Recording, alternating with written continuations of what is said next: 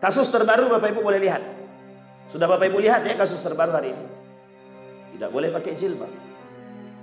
Artinya apa Bapak Ibu? Yang berbicara tentang jilbab tersebut, mereka Muslim, tahu dia hukum Muslim itu. Hukum jilbab itu dia tahu. Tapi mengapa dia kemudian mengatakan tidak usah pakai jilbab? Ini pembiasan dan pembiasan. Kata guru saya, inilah yang disebut dengan kembali kepada kelompok yang disebut dengan bermunculannya kelompok-kelompok yang membiasakan melakukan dosa.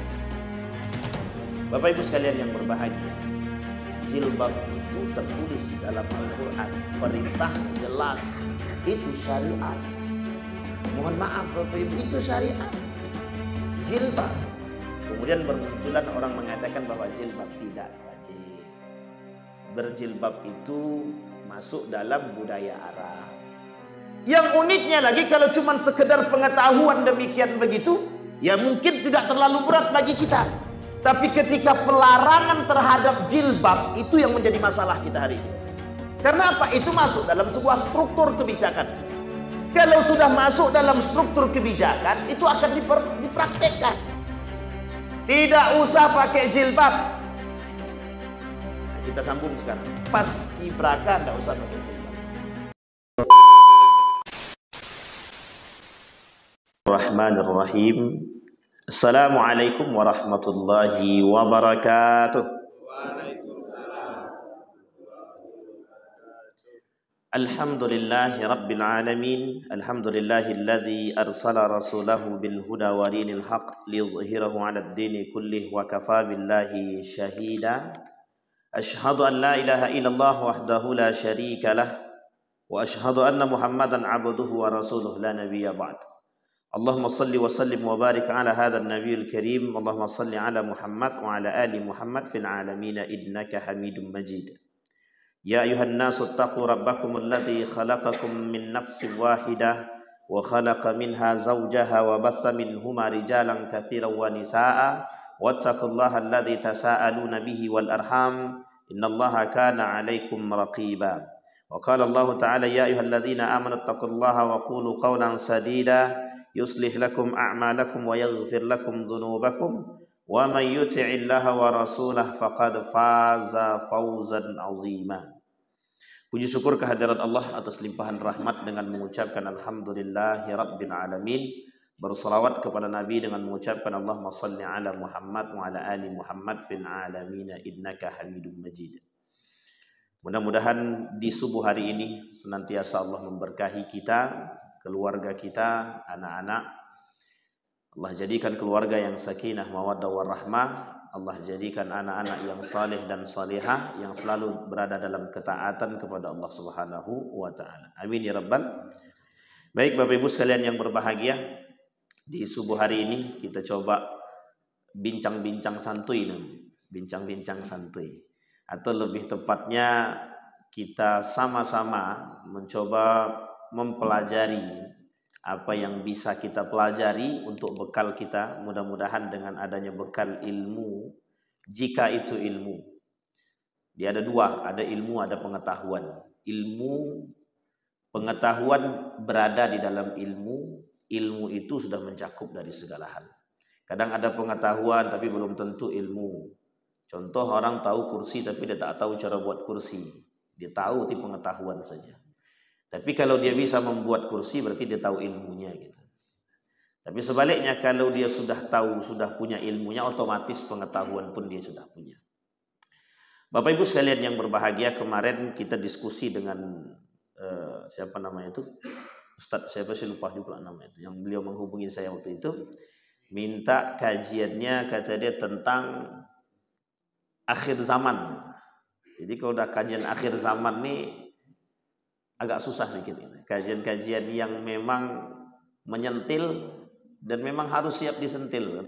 Tapi Bapak Ibu sekalian yang berbahagia, perlu kita pahami, kajian-kajian akhir zaman itu pada hakikatnya kajian yang bersifat untuk memberikan pengetahuan kepada kita agar kita berbekal. Karena kalau kajian itu dicocok-cocokkan, itu sebenarnya oleh sebagian para ulama kurang tepat. Tetapi fenomena itu terus berlanjut dan berkembang. Sehingga apa yang terjadi dalam 1400 tahun yang lalu yang disampaikan oleh baginda Nabi Muhammad SAW memang terkadang terbukti. Hanya saja kita tidak bisa mengatakan di negara Indonesia itu sama dengan negara-negara yang lain. Kondisi dan keadaan. Maka melihat fakta itu sebenarnya secara keseluruhan.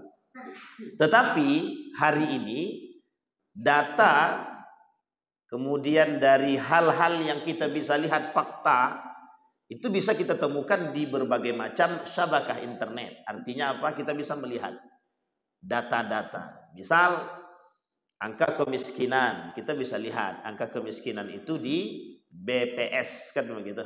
Badan Pusat Statistik, atau di berbagai macam laporan-laporan yang bisa kita terima dari lembaga-lembaga resmi pemerintah misalnya. Contoh lain adalah seperti kasus pernikahan, nikah beda agama misalnya.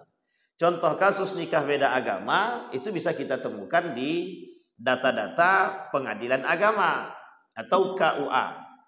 Apakah itu bagian daripada tanda-tanda datangnya akhir zaman? Kalau mencocokkan tidak. Tetapi kalau Nabi pernah mengatakan bermunculan perzinahan, nikah beda agama atau satu atap beda agama, atau kemudian bermunculan orang-orang yang meremehkan nilai-nilai agama, ya itu memang begitu keadaannya. Dan Nabi menyampaikan itu dalam hadis-hadisnya. Dalam permasalahan hari kiamat itu tertera tanda-tandanya dua. Satu yang besar, satu lagi yang kecil. Yang besar itu ulama sepakat 10. Ada yang mengatakan 9, ada yang mengatakan 10. Tapi jumhur ulama 10. Syekh Mutawalli Sya'rawi dalam kitabnya Asrar Sa'ah, dia bilang Asrar Sa'al Kubra, tanda-tanda datangnya hari kiamat yang besar itu 10. Tapi kemudian di dalam riwayat yang lain mengatakan 9. Kata para ulama yang lain dan mengatakan 9. Tapi jumhur ulama mengambil yang lebih tepat, kata dia 10. Dalam kitab Armageddon 10. Kemudian tanda-tanda yang besar itu 10. Jika tanda yang 10 ini sudah nampak kejelasannya, barulah kemudian kita bisa mengatakan kedekatan hari kiamat. Dekatnya hari kiamat. Tapi kita belum tahu dekatnya itu sedekat apa dan jauhnya sejauh apa. Yang kedua, dalam kajian akhir zaman atau hari kiamat itu tanda yang kedua adalah tanda hari kiamat kecil. Tanda hari kiamat kecil itu kata para ulama, Syekh Mutawalli Sya'rawi, Syekh Ramadan Al-Buti yang kontemporer mencoba mengkaji hal demikian. Kalau sekarang ini sudah banyak. Ada Uzma, Ustadz Muhammad Zulkifli Muhammad, Uzma, Ustadz Muhammad Zulkifli Muhammad Ali, Uzma, Ustadz Zulkifli Muhammad Ali. Ada Ustadz Rahmat Baikuni dan lain sebagainya. Mengkaji tentang peristiwa lebih tepatnya. Sebenarnya kajian selain daripada akhir zaman itu lebih tepatnya kajian-kajian peristiwa al-waqa'i. Namanya al-waqa'i al-hadithiyah. Kejadian-kejadian yang memang terjadi dan itu tertulis dalam hadis Nabi.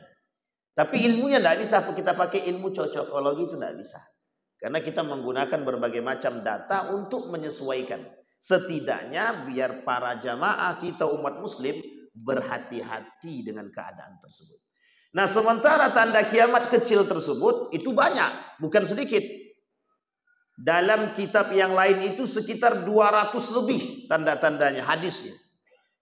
Imam Nawawi, Hashim Asy'ari, Syekh Hashim Al-Asy'ari, pendiri Nahdlatul Ulama, dalam kitab Risalah Ahlus Sunnah wal Jamaah, dia tulis 30 tanda-tanda fitnah akhir zaman atau tanda kiamat kecil. Syekh Mutawalli Sya'rawi 200. Dalam kitabnya Al-Bud disebutkan sekitar 260. Pertanyaannya adalah, apakah semua hadis-hadis tentang fitnah-fitnah akhir zaman atau yang disebut dengan tanda datangnya kiamat kecil itu hadisnya semuanya sahih? Tidak.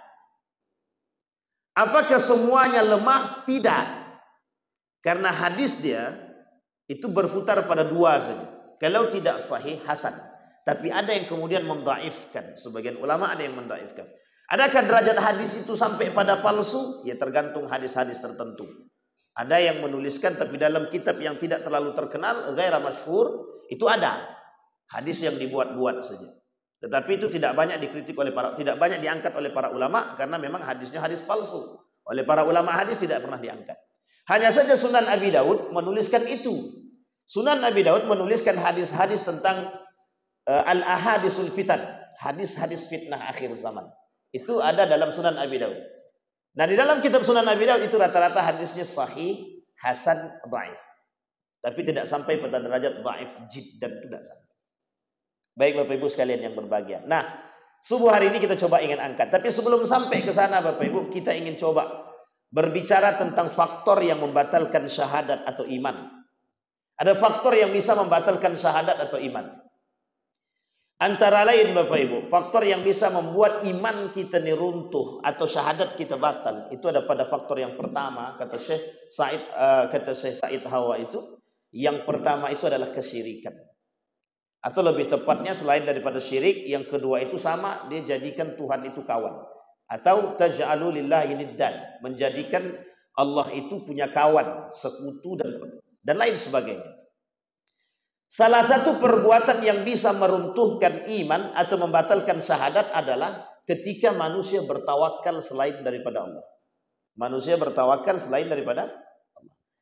Faktor daripada ketawakalan manusia terhadap selain daripada Allah itu berdampak negatif pada diri manusia.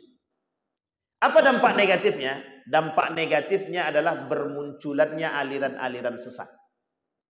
Jadi dampak iman itu berat. Orang tak beriman itu bisa memunculkan aliran-aliran sesat. Pasca runtuhnya Turki Utsmani, tapi sebelum itu, perperangan antara Ali bin Abi Thalib antara Aisyah dalam perang Jamal, perperangan Ali bin Abi Thalib dengan Muawiyah dalam perang Siffin. Dua perang ini itu menyebabkan munculnya 3 aliran sesat sekaligus. Jadi perang Ali dengan Muawiyah, perang Siffin.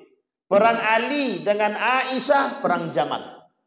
Meskipun dalam riwayat yang lain mengatakan, kata Tarikh At-Tabari itu mengatakan Aisyah tidak berperang. Cuman ada dalam barisan itu, dia tidak berperang. Aisyah berada dalam barisan yang tidak sepakat dengan Ali, tapi Aisyah tidak berperang. Oleh Ibnu Hisham juga mengatakan tidak berperang.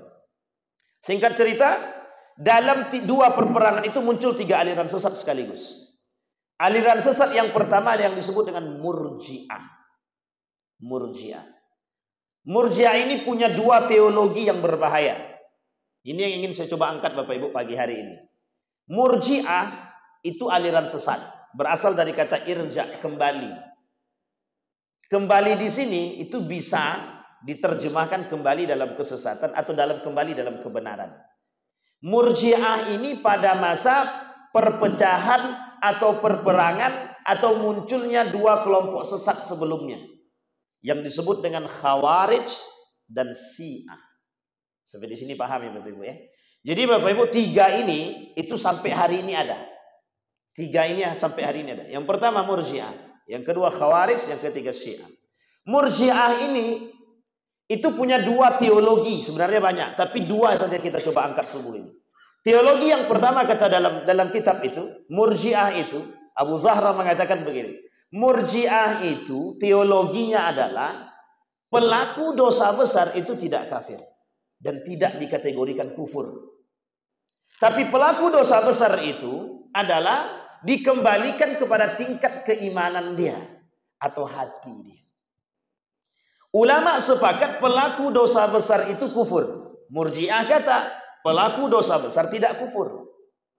Yang kedua, teologi yang kedua, itu semua perbuatan amal manusia, aktivitas manusia, itu dikembalikan kepada hati. Artinya kalau Bapak Ibu hari ini mendengarkan masalah amal ibadah seseorang itu dikembalikan pada hati dia masing-masing. Urusanku, urusanku, urusanmu, urusanmu, itu indikator daripada penyakit Murji'ah dalam teologi yang kedua. Jadi teologi Murji'ah yang kedua tadi adalah itu semua amal perbuatan ibadah itu dikembalikan kepada hati manusia. Artinya apa? Dia yang berbicara itu hati. Mau banyak salah dia, mau besar dosa besar yang dia buat, dia cuma jawab kata tergantung pada hati. Kalau hati dia, misal mohon maaf, pengucapan selamat Natal itu tergantung pada hati manusia. Kan tergantung hati kami.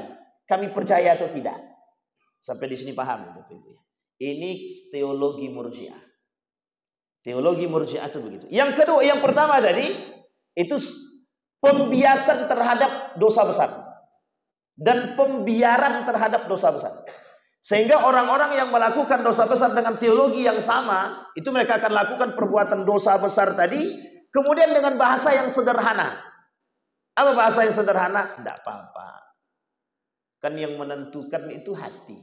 Yang menentukan itu Allah. Yang menentukan iman seseorang. Kan kita tidak bisa melihat iman seseorang. Artinya apa?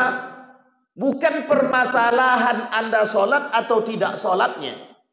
Tapi masalahnya ada di hati. Kalau itu teologi yang bermunculan hari ini, maka itu aliran sesat yang harus kita waspadai. Bahaya atau tak bahaya? Sangat berbahaya, Bapak Ibu. Ini faktor, Bapak Ibu. Kata Nabi di dalam hadisnya tentang akhir zaman itu, nanti kelak di akhir zaman muncul 73 golongan. 71 Yahudi, 72 Nasrani, 73 itu Muslim, Islam. 71 Yahudi, 72 itu Nasrani, 73 itu Islam. Semuanya itu 70 ini kali 3 sudah 200 lebih.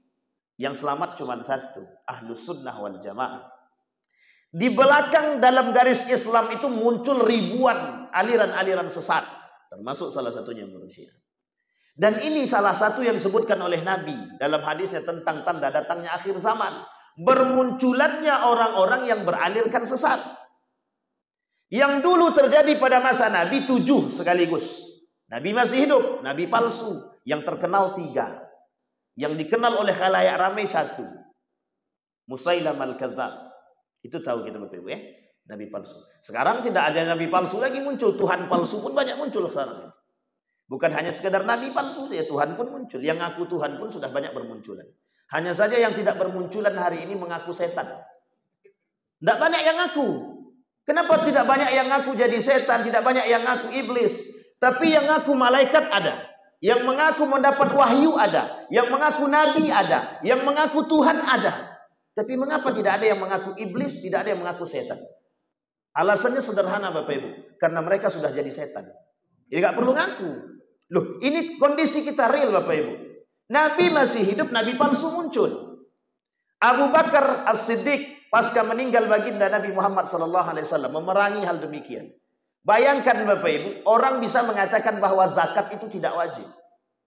Orang bisa mengatakan zakat tidak wajib. Itu pasca siapa? Sahabat Nabi yang masih hidup. Abu Bakar As-Siddiq ketika menggantikan posisinya baginda Nabi Muhammad SAW. Artinya apa? Ketika syariat Islam bermunculan, ketika Abu Bakar Siddiq memerangi permasalahan zakat, memerangi orang-orang yang murtad, itu permasalahannya pada apa? Bukan permasalahan pada kelompok. Bayangkan Nabi masih hidup, orang-orang masih bisa melakukan kemungkaran. Itu Nabi. Pada masa Abu Bakar Siddiq, setengah dari penduduk Mekah murtad. Diperangi. Madinah sebagian kecil murtad. Yang tak mau bayar zakat banyak. Nabi palsu bermunculan. Makin berat Bapak Ibu. Pertanyaannya adalah ketika Umar bin Khattab, Abu Bakar Siddiq, Utsman bin Affan dan lain sebagainya masih hidup sebagai sahabat Nabi, itu permasalahan keagamaan bermunculan. Pertanyaannya hari ini, ada baginda Nabi? Tidak.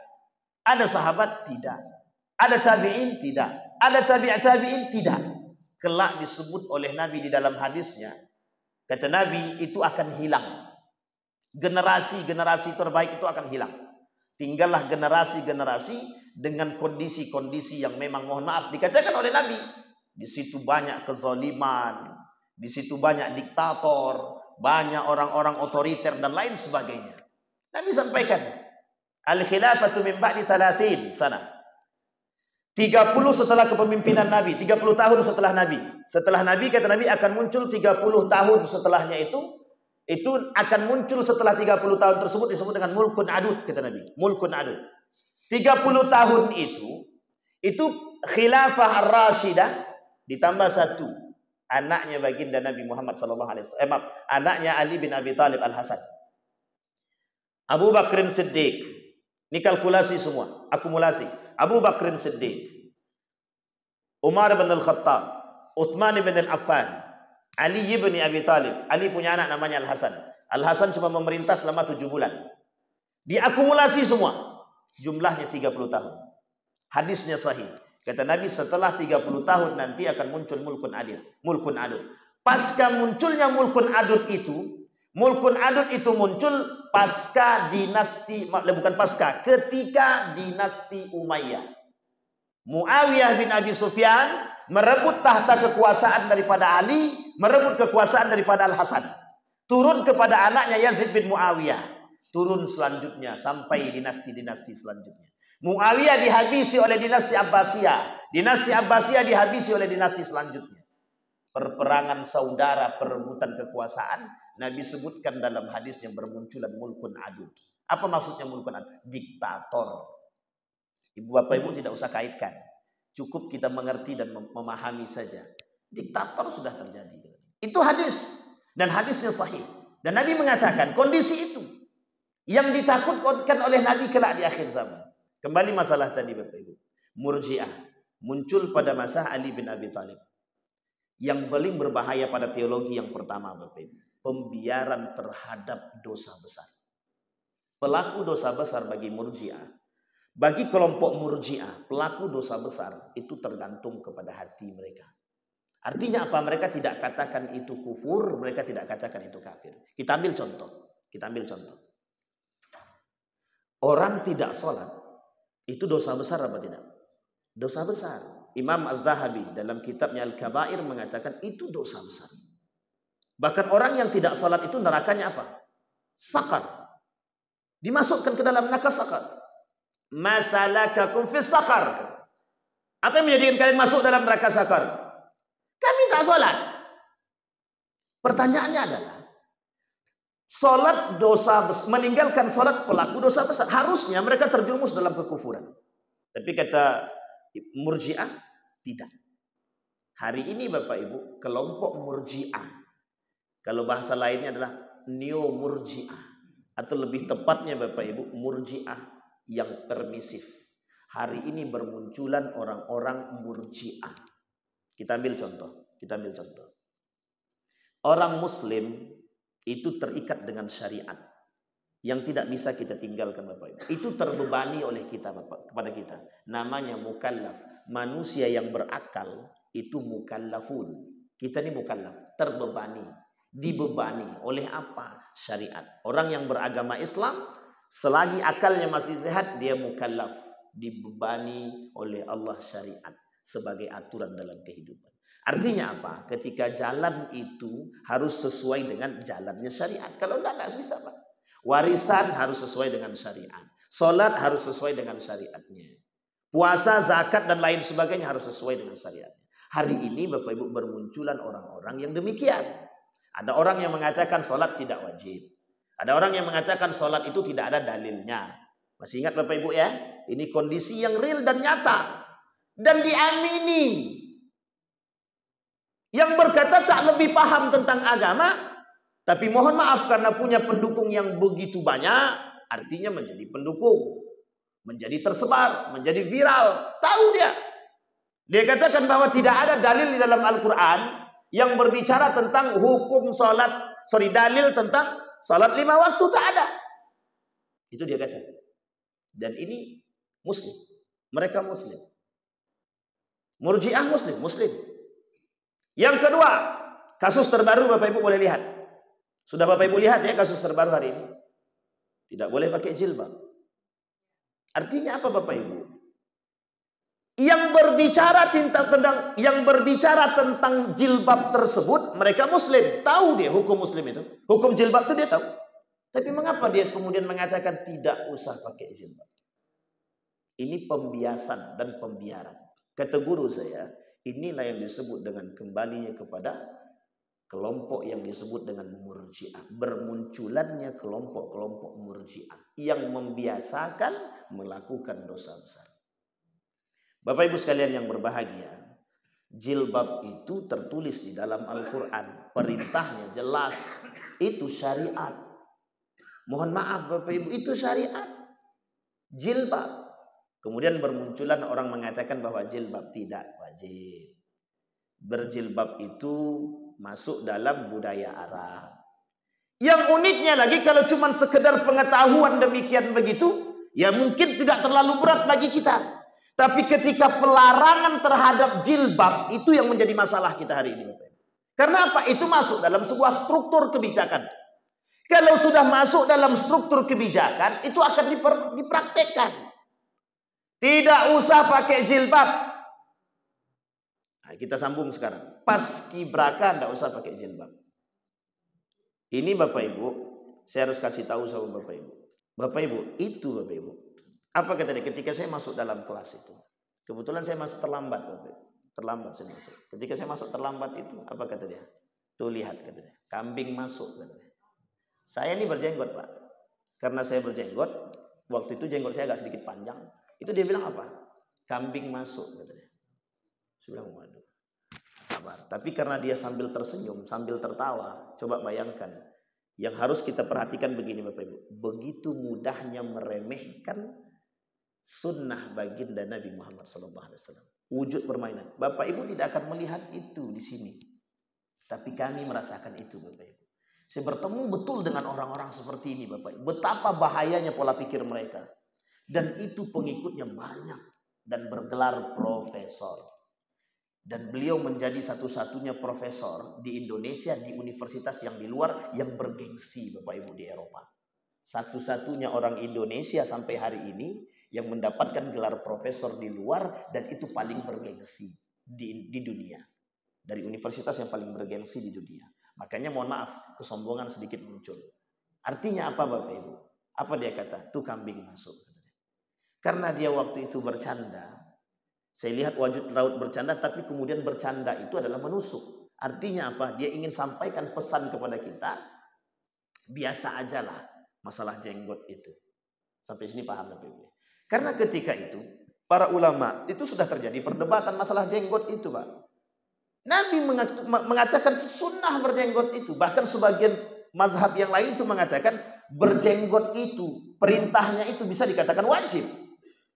Sampai di sini paham ya BPB. Jadi pemahaman jenggot itu pada kalimat itu ada dua. Ada yang mengatakan wajib, tapi jumhur ulama sepakat itu sunnah. Ulama hadis itu sepakat mengatakan itu sunnah. Kemudian saya bilang begini Bapak Ibu. Ketika itu beliau berkumis.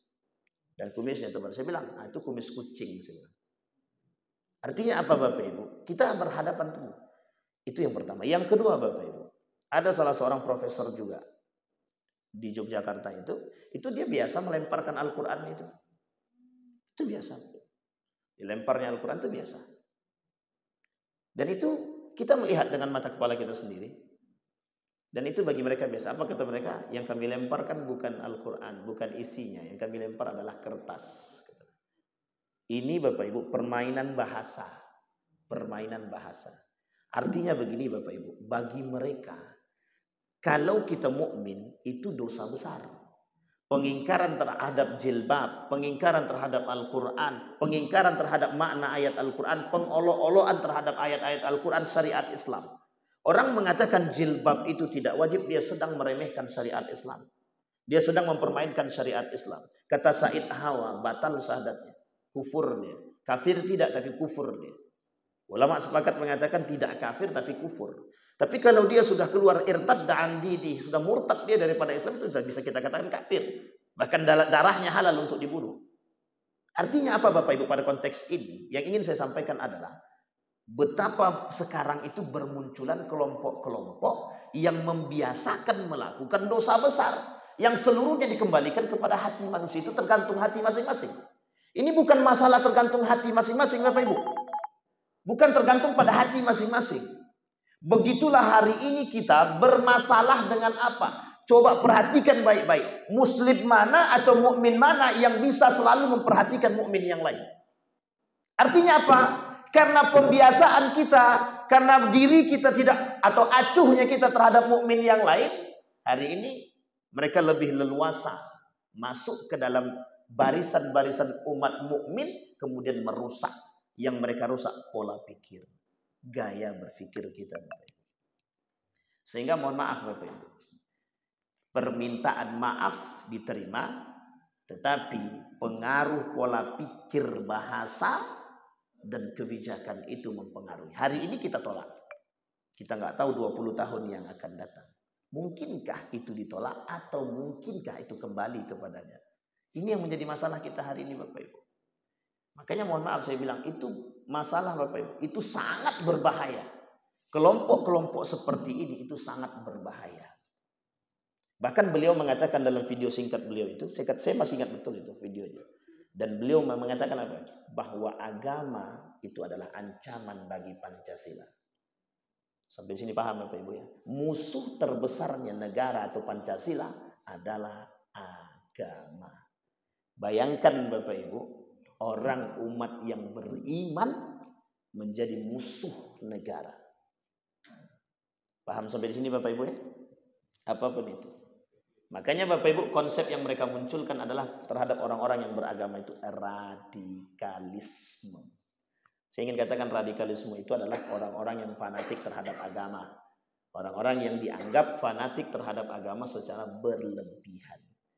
Dan itu salah satu tanda datangnya akhir zaman. Syekh Hasim Al-As'ari dalam kitabnya Risalah Ahlus Sunnah wal Jamaah menuliskan 30 tanda datangnya hari kiamat. Kata Syekh Hasim Al-As'ari, tanda datangnya hari kiamat itu tanda-tanda kecilnya 30. Yang nomor 1 kata Syekh Hasim Al-As'ari dalam kitabnya itu mengatakan ketidakperhatian umat muslim terhadap muslim yang lain. Artinya apa? Perhatian umat muslim, orang-orang beriman terhadap saudaranya itu berkurang sedikit demi sedikit. Hari ini Bapak Ibu kita melihat orang muslim melakukan dosa besar, kita tak berani negur mereka. Mereka minum khamar, dosa besar, kita tak berani tegur. Mereka zina, kita tak berani tegur. Apalagi ketika mereka mengatakan ini urusanku, urusanku, urusanku, urusanmu, urusanmu. Dalam agama Islam ini tidak berlaku. Tidak berlaku. Kewajiban setiap muslim dan mukmin untuk memberikan nasihat kepada sesama. Itu wajib Pak. Kalau ada yang salah, wajib ditegur dengan cara yang baik. Kita tak berani. Kita tak mau. Orang korupsi salah apa tidak? Maling itu salah apa tidak? Mencuri itu salah apa tidak? Berdusta itu salah apa tidak? Salah Pak. Tapi jangan hari ini korupsi, hari ini suap masuk dalam kategori dosa besar yang dibiasakan. Bapak Ibu paham ya? Kita hari ini pola pikir kita diajak untuk membiasakan dalam melakukan perbuatan dosa besar. Ada orang pelaku dosa besar, ya kita biasa-biasa saja. Ada orang pelaku dosa besar, kita tidak punya komen. Ada orang yang melakukan dosa besar, kita tidak punya keinginan untuk mengingatkan. Kita ambil contoh yang lain. Nikah beda agama. Menjadi hal yang biasa. Agama melarang nikah beda agama. Bermunculan para pemangku, mohon maaf, public figure yang melakukan nikah beda agama. Artinya apa? Mereka sedang menentang Allah, Pak. Mereka sedang menentang Allah. Syariat Islam muncul, mereka muslim. Tapi kemudian mereka sendiri yang melanggarkan. Artinya apa Bapak Ibu? Akhir zaman kata Nabi bermunculan manusia-manusia munafik. Dan di sini paham ya Pak Ibu? Fenomena. Maka disebutlah dengan al-waqa'il hadithiyah. Kejadian-kejadian, fenomena-fenomena. Kita tidak mencocokkan Bapak Ibu. Tapi kita ingin mengangkat bagaimana keimanan seseorang yang sesungguhnya pada konteks-konteks seperti ini. Dan hari ini itu terbukti Bapak Ibu. Betapa pelaku dosa besar itu biasa saja dan tidak dihakimi apapun.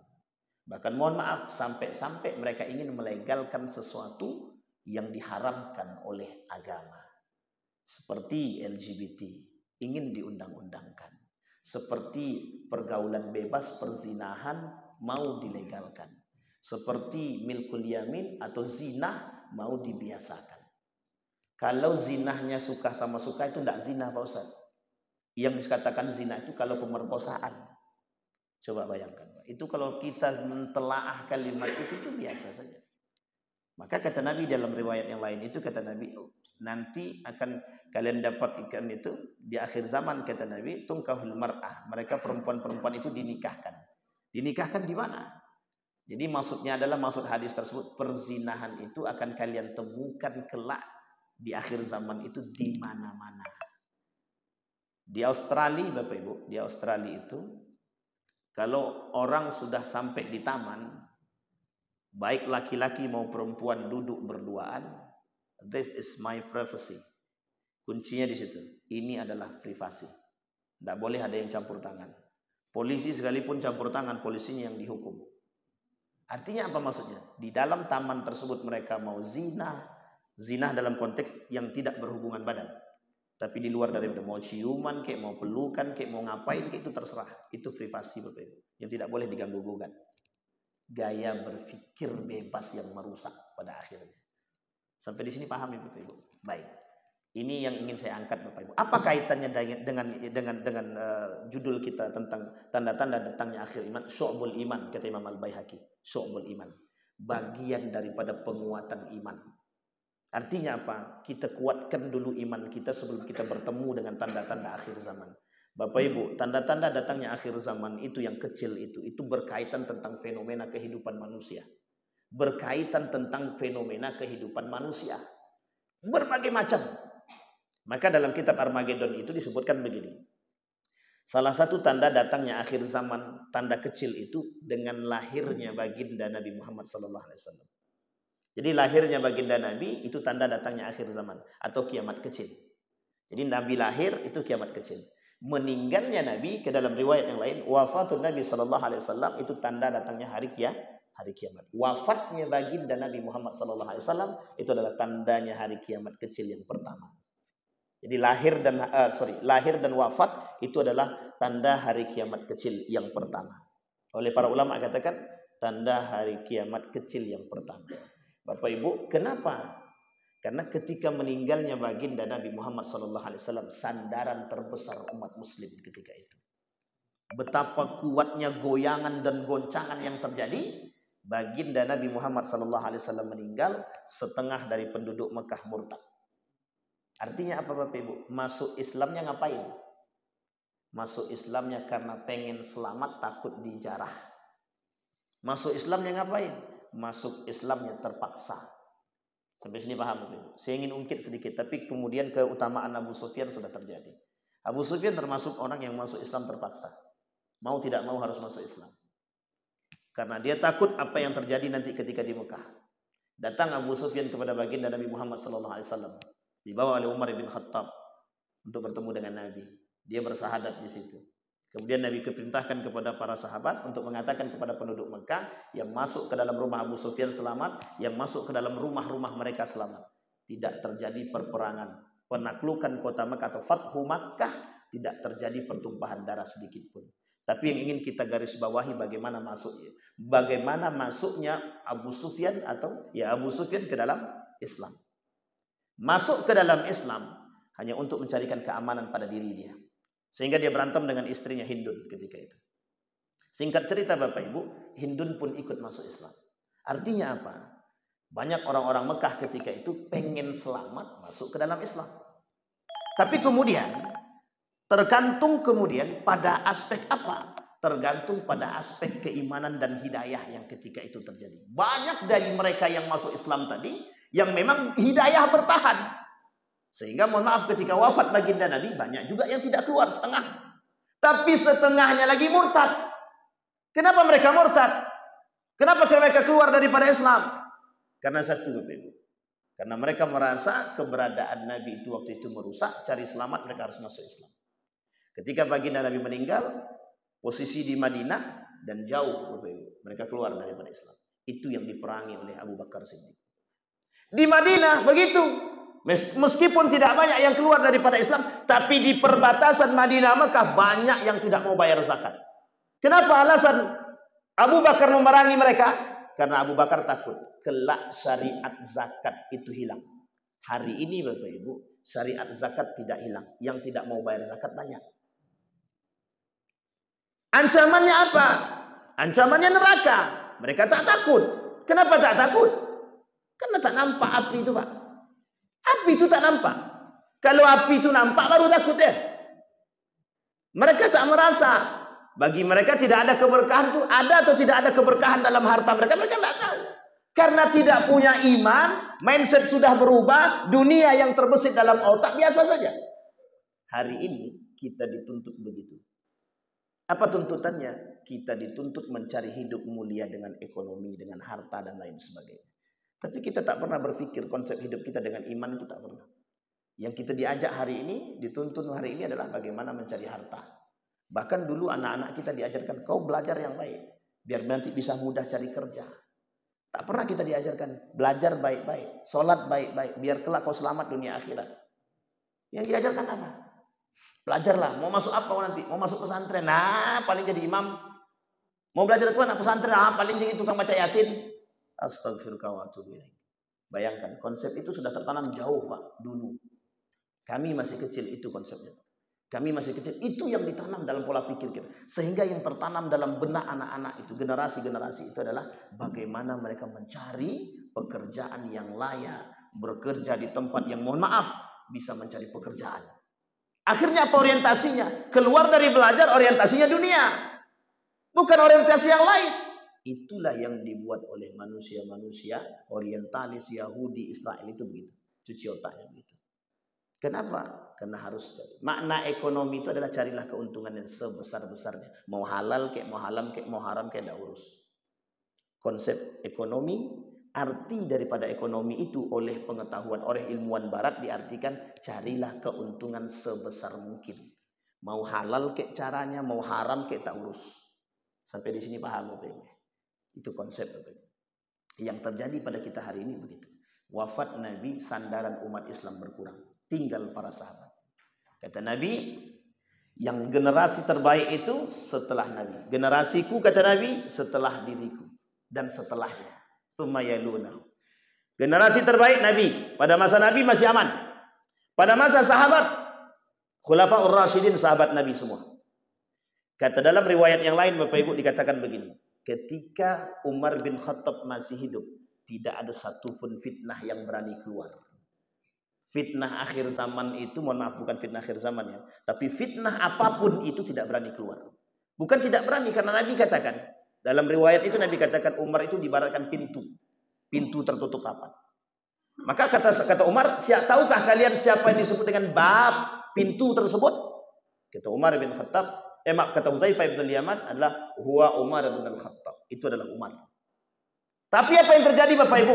Setelah meninggal Umar bin Khattab, terbuka keran tersebut Bapak Ibu. Semua fitnah keluar bagaikan air mengalir Bapak Ibu. Siapa yang berdampak terhadap fitnah tersebut? Utsman ibn Affan. Bapak Ibu tahu Utsman ibn Affan? Itu manusia dengan sejuta fitnah. Orang sahabat Nabi, maksudnya sejuta fitnah tersebut itu begini. Saking banyaknya fitnah yang dia hadapi ketika dia menjadi seorang pemimpin. Betullah kata Nabi, ketika pasca Utsman bin Affan menjadi seorang pemimpin 6 tahun pertama, bukan 6 tahun. Iya betul. Itu aman Bapak Ibu. Tidak ada masalah sedikit pun. Dia aman, dia terkenal dengan orang yang baik. 6 tahun selanjutnya, setengah. 6 tahun selanjutnya apa yang terjadi? Semua fitnah muncul. Fitnah terhadap Al-Qur'an. Dituduhlah Utsman ibn Affan membuat Al-Quran atau menghapus ayat-ayat Al-Quran.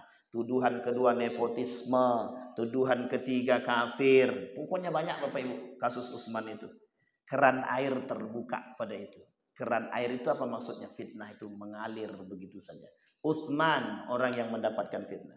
Kelompok-kelompok yang tadi tidak berani muncul pada masa Umar bin Khattab, pada masa Utsman bin Affan bermunculan. Ketika pada Utsman bin Affan mereka belum menjadikan kelompok nyata, belum. Tapi mereka menggerogoti satu demi satu. Yang terakhir di akhir kehidupan Utsman bin Affan, mereka melakukan demo terhadap Utsman. Bapak Ibu tahu cara pembunuhan Utsman? Mereka bunuh Utsman dengan 9 tikaman Bapak Ibu. Dan ingat pembunuhan Utsman itu dengan bahasa apa? Bismillahi Allahu Akbar. Coba bayangkan fitnahnya Bapak Ibu. fitnah terberat. Itu yang membunuh siapa? Umat muslim. Yang membunuh siapa? Orang-orang yang tidak suka dengan Utsman. Yang membunuh siapa? Orang-orang yang dikompori oleh kelompok-kelompok tertentu untuk menghasut, kemudian untuk mengatakan bahwa Utsman itu tidak lagi melakukan keadilan dalam kepemimpinannya. Ketika itu di tangan Utsman cuma satu, Al-Quran. Bayangkan Al-Quran di tangan Utsman, mereka masih bisa membunuh Utsman ibn Affan dengan kejam. 9 tusukan. Dalam riwayat yang lain dikatakan 9 tusukan. Dengan 3 pembunuh. Dan 3 pembunuh ini sampai akhir kepemimpinan Ali bin Abi Thalib tidak ditemukan. Itulah penyebabnya terjadinya perang saudara antara Ali dengan Aisyah dalam perang Jamal, antara Ali dengan Muawiyah dalam perang Siffin, yang membunuh, yang terbunuh ketika itu sekitar 45 ditambah 25 berarti berapa? 70.000 umat muslim terbunuh sia-sia hanya karena fitnah. Hari ini ada perang saudara Bapak Ibu? Ada? Hari ini kita sedang diajak untuk dibenturkan antara satu muslim dengan muslim yang lain. Hanya saja hari ini banyak pengikut yang mau ikut membenturkan. Siapa mereka? Muslim juga. Kita tahu kita itu dibentur, kita tahu. Tapi kita ngikut. Coba bayangkan. Andai kata umat muslim itu sadar, tidak mau dia dibenturkan, tidak berhasil mereka. Tapi karena mohon maaf, banyak yang terpengaruh dan iya. Si Anu itu sesat. Kelompok itu sesat. Artinya apa? Bermunculan kelompok-kelompok yang menganggap diri mereka paling baik di hadapan Allah. Kita, kalau mengatakan demikian, kita termasuk kelompok yang dikatakan oleh Nabi. Orang yang menganggap diri paling baik. Tidak ada lagi saling mencela satu dan yang lain. Itu terjadi, Pak. Pada masa Ali bin Abi Thalib. Terjadilah ketika itu antara Ali dengan Muawiyah yang disebut dengan tahkim atau disebut dengan arbitrase. Perdamaian menggunakan Al-Quran. Yang hari ini orang-orang lakukan dengan sumpah Al-Quran. Tahu Bapak Ibu sumpah Al-Quran ya? Sumpah di atas. Tapi Al-Qurannya aja yang di atas. Karena Al-Quran itu bukan isinya, tapi kertasnya. Maka berkhianat saja mereka. Sumpahnya dengan Al-Quran, tapi khianat jalan juga. Sampai di sini paham Bapak Ibu ya? Artinya apa? Adakah dampak sumpah Al-Quran itu pada diri mereka? Karena mereka tidak punya ketakutan. Mereka tidak punya ketakutan. Kenapa mereka tidak takut? Karena mereka menganggap Al-Quran itu bukan isi.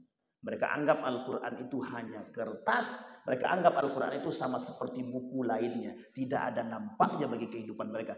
Mohon maaf, artinya apa? Pengkhianatan terhadap kehidupan dan keimanan itu sudah biasa. Sampai di sini paham Bapak Ibu? Baik, nomor 1 hadisnya adalah yang pertama tadi, wafatnya baginda Nabi Muhammad SAW. Hadis yang pertama tentang datangnya hari kiamat atau tanda datangnya hari kiamat kecil. Itu yang pertama Bapak Ibu. Kita ambil 2 hadis saja, habis itu kita tutup. Kemudian yang kedua Bapak Ibu, terbunuhnya Umar bin Khattab.